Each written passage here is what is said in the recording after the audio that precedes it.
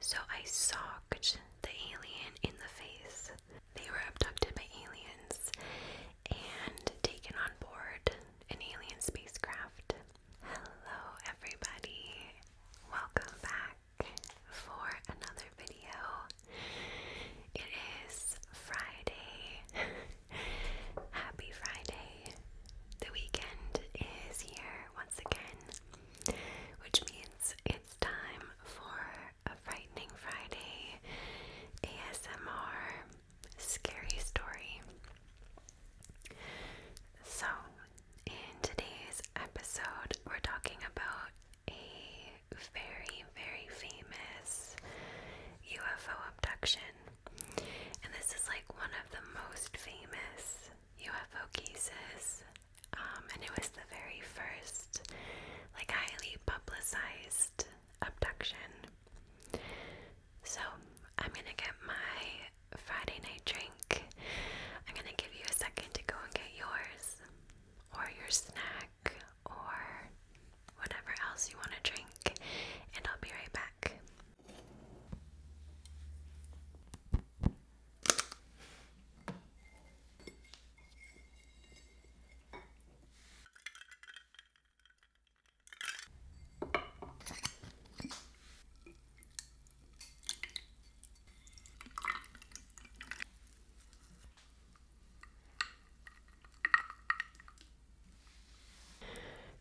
Okay, so here is tonight's drink. So cheers to you, and cheers to Friday. This actually looks quite black on camera, but it's actually blue. And I thought it would be very fitting because it kind of looked like space-ish. I don't know. I don't know. But I'm very excited to try it. It's made with like the smoke from thyme, grenadine, blue, caracal, I don't know how you say it, lemon, vodka, the whole shebang.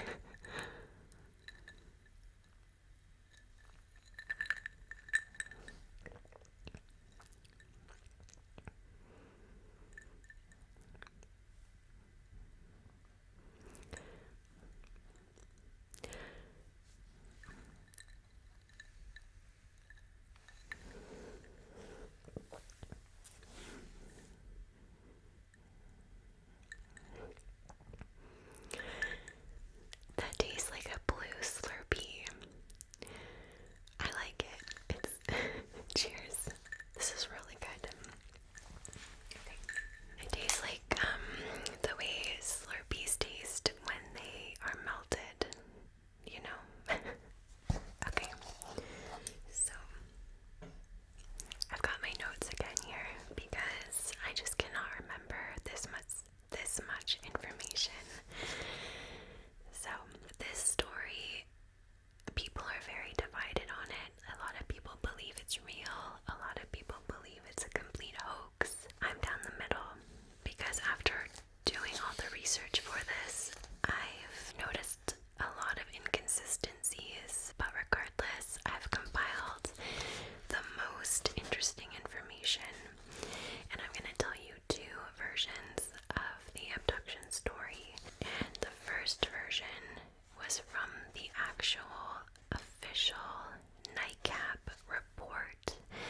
And NICAP stands for the Official Investigations Committee on Aerial Phenomena, and they investigated this case after it happened, and they wrote an official report. And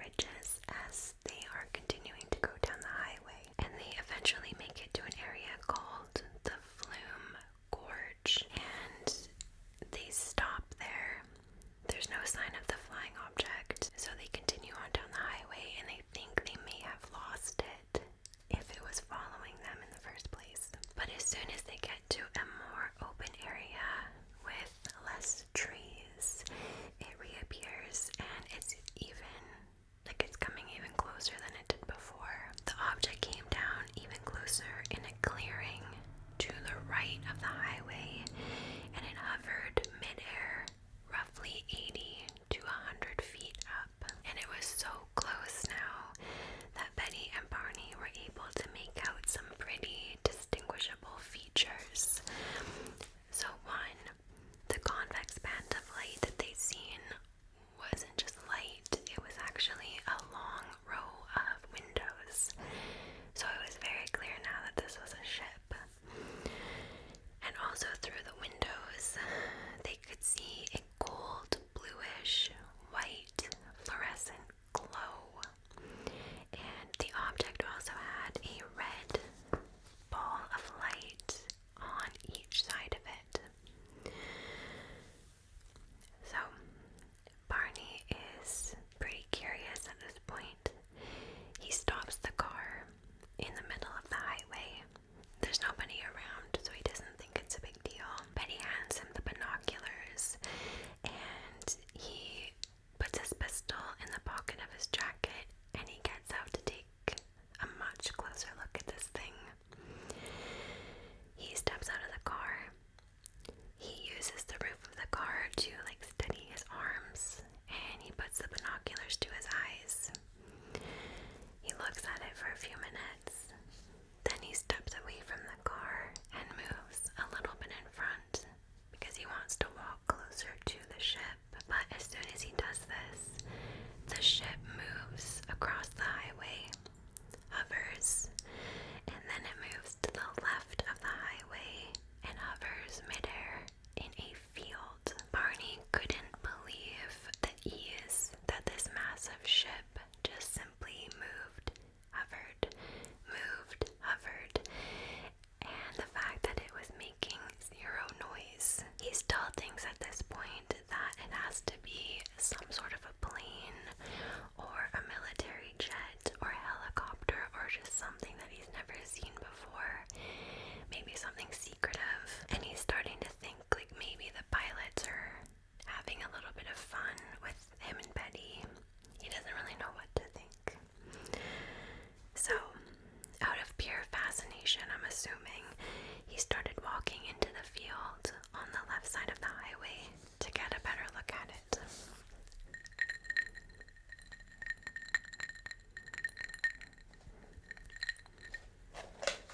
The time's in my way.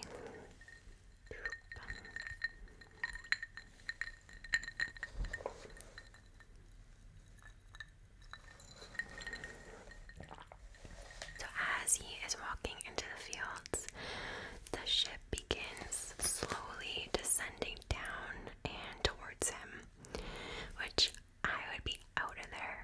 At that point, I would be so freaked out. He puts his binoculars back to his eyes and he sees, and this is on record, he sees 8 to 11 humanoid looking figures looking and watching him from the band of windows. So the figures were wearing light colored shirts similar to blue denim, and in an instant Barney called this a burst of activity. He said all of the figures started quickly moving away from the windows. They turned their backs to the wall. They were moving about as if they had suddenly been given an order, and it looked as though they were pulling levers on the walls behind them. And all of them were moving about except for one who remained in the window staring at Barney, and he looked different, like he was wearing a shiny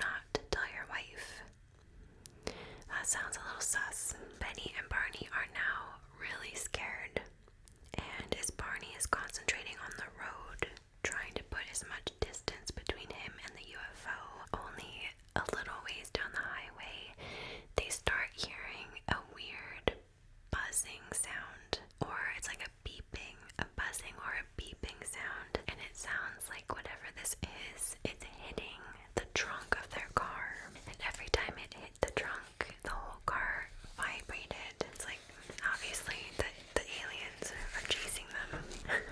Betty unrolls her window and looks up to see where the ship is, according to them, but all she can see is blackness.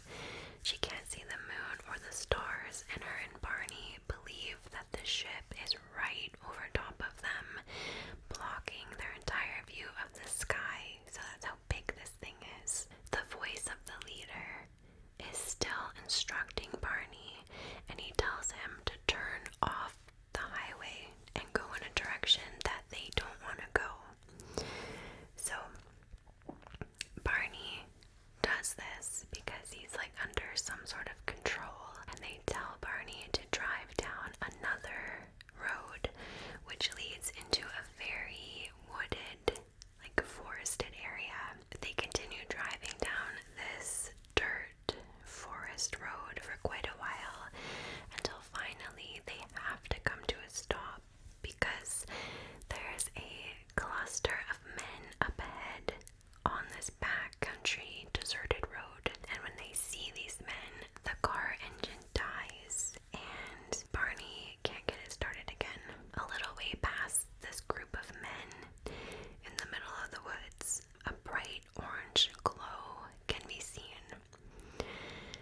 Betty doesn't know what's going on, and Barney thinks this might be a car accident or traffic stop in the middle of the woods. Okay, Betty counts 11 men or figures standing in this group, and they split up into two groups.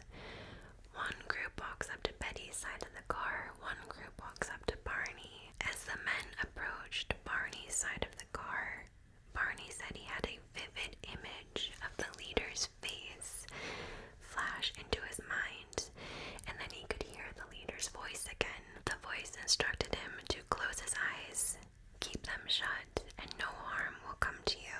It said that Barney was definitely in some sort of a trance because he couldn't even walk, and these men carried him or lifted him out of the car, and they were like supporting him as they started walking away from the car. One of the men found the gun in his pocket and took it out and laid it on the front seat of the car. So the other group of men approached Betty's side of the car and they opened the door for her.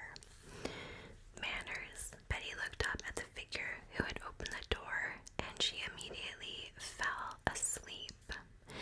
But I think like Barney, she wasn't asleep, she was just in some sort of a trance. She opened her eyes and she was walking down this country road towards the bright light. Betty looks behind her and she sees Barney being supported by these men who are helping him walk.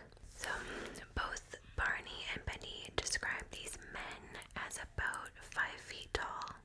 Their faces were like almost human, like they were a form of human. She described them with gray skin, and their bodies were thick-chested and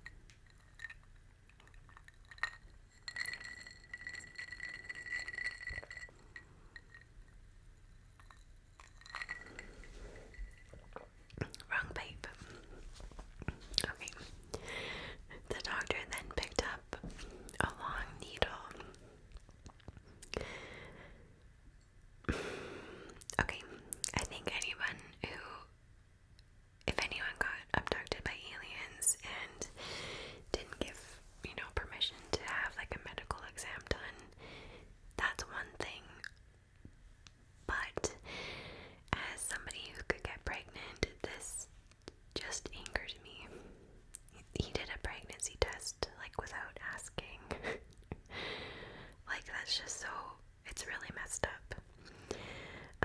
So he picks up this big needle, and Betty's like, "What's that?" And he said, "Well, this is a pregnancy test, and it's not gonna hurt." Yeah, Betty asked how on earth is this thing gonna test if she was pregnant or not, but he didn't answer her, and instead went ahead and he inserted this huge needle into her navel, or her belly button, and immediately Betty screamed in pain because that would really hurt, and both the doctor and the leader looked extremely surprised at her reaction. The leader immediately came over and he waved his hand in front of Betty's face, and she said the pain instantly stopped. He said that they had no idea that that test would be painful for her. Had they known, they wouldn't have done it. Okay, the doctor then left the room to go and examine Barney, and Betty got dressed. Barney's exam was quite similar, except for a few key differences. For whatever reason, Barney had been told or instructed to keep his eyes closed, but he said he opened his eyes for a quick second and his surroundings were the same as Betty's. Like, these rooms were identical. So the alien asked him to sit on the table, and his shoes were removed and his pants were pulled down slightly, and a cup-like device was placed around his reproductive organs.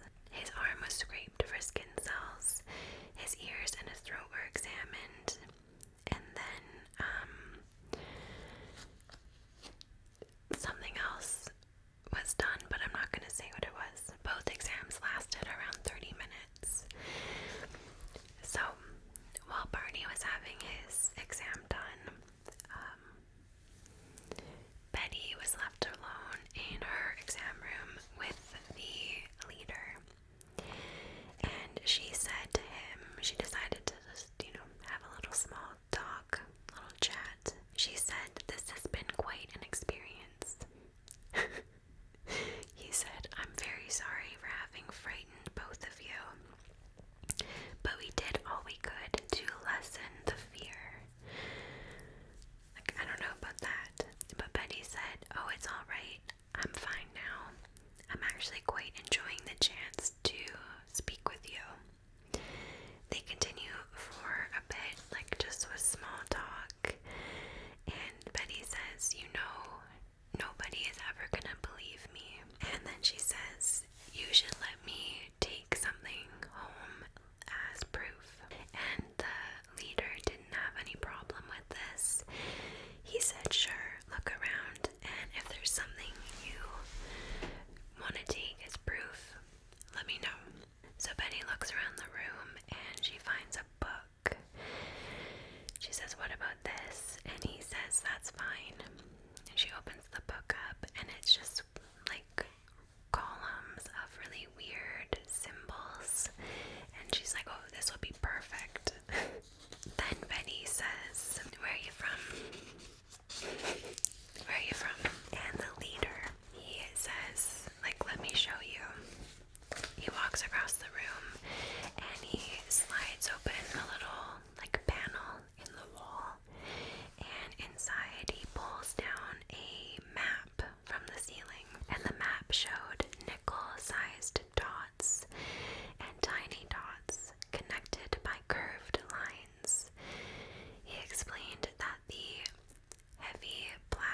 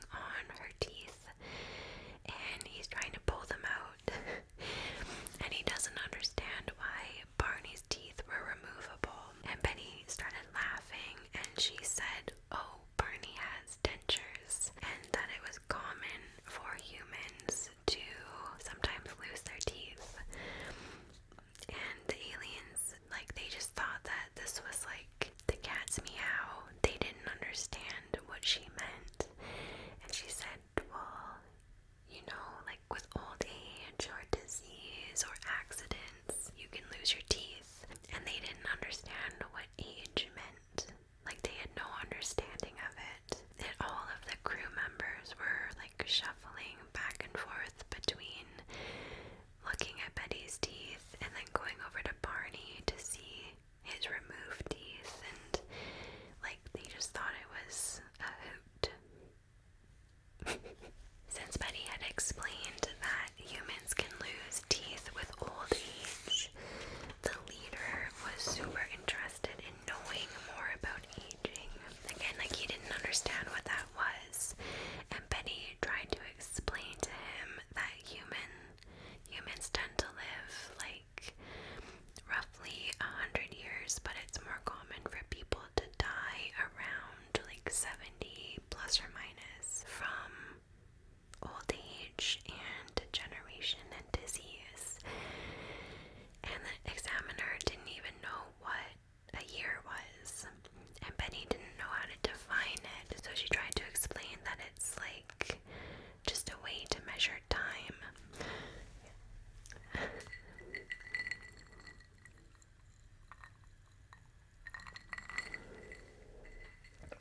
So, you know how when kids get interested in something and they keep like badgering with questions like over and over and over. Not badgering, but they're just so curious that they can't help but ask everything about anything. This is what apparently the examiner did. He's like, okay, what do you eat? And then Benny says, I don't know, we eat meat, vegetables, milk. And then he said, what's your favorite vegetable? I guess he knew what vegetables were, but Betty said squash. He was just so curious until the point where Betty was like, okay, my knowledge is quite limited in being able to explain everything to you. So if you would, go and talk to other people on our planet, there's other people who could explain all of this to you beautifully, and they would love to talk to you. So she was talking about like scientists, and she said if you come back, I could even like arrange the meeting for you. And he said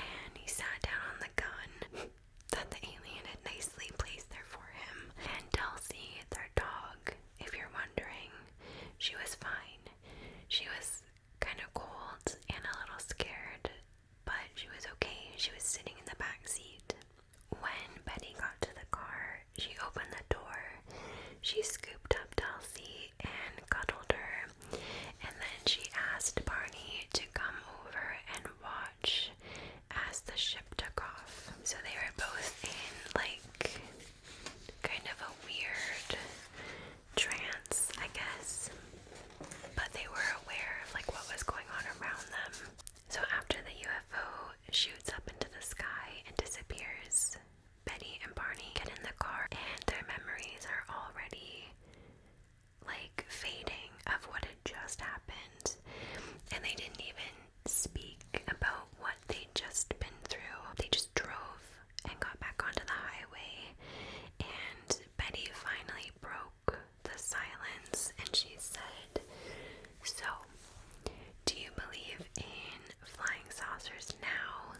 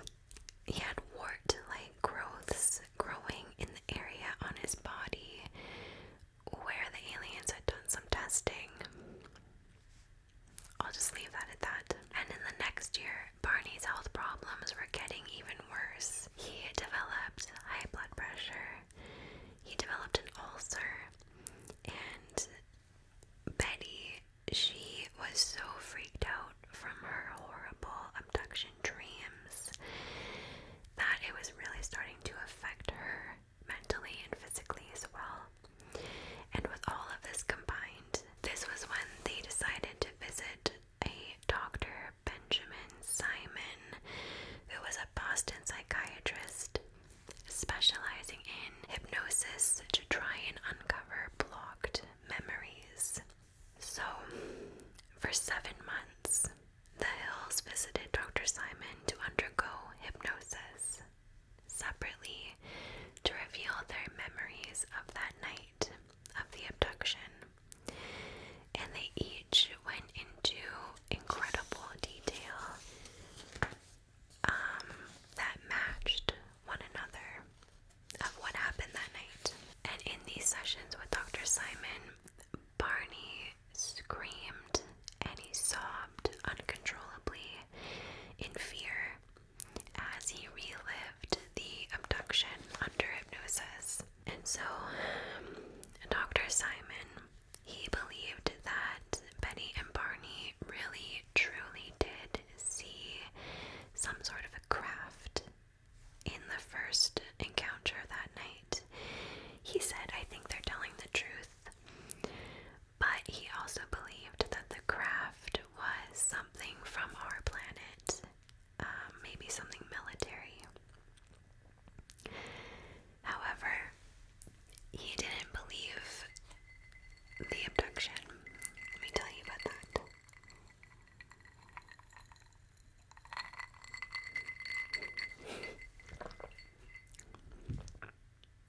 Dr. Simon basically believed that the belief of being abducted was just from Betty's dreams, meaning after they actually did see a real craft in real life, she began having nightmares about it, and she started having nightmares about being abducted, even though she didn't really get abducted. The abduction had manifested into a real memory for her, like the abduction nightmares molded themselves into fake memories, pretty much. That's what the psychiatrist believed. And then as for Barney's recollection, he believed that Betty had simply relayed her dreams to Barney in such detail and so many times that Barney basically also created false memories of being abducted. And he also believed that Barney was highly susceptible, and eventually, because of this, he believed Betty's nightmares to have been real, and he too adopted them as fake memories. And it needs to be noted too that, like, if you truly believe something happened even though it didn't, you will bring those fake memories or fake beliefs up in a hypnosis session.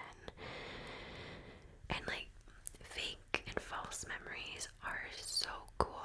I remember that was one of my favorite things that I learned about in school. Like, it's pretty crazy if you just go read up on false memories. The detail that somebody can create for you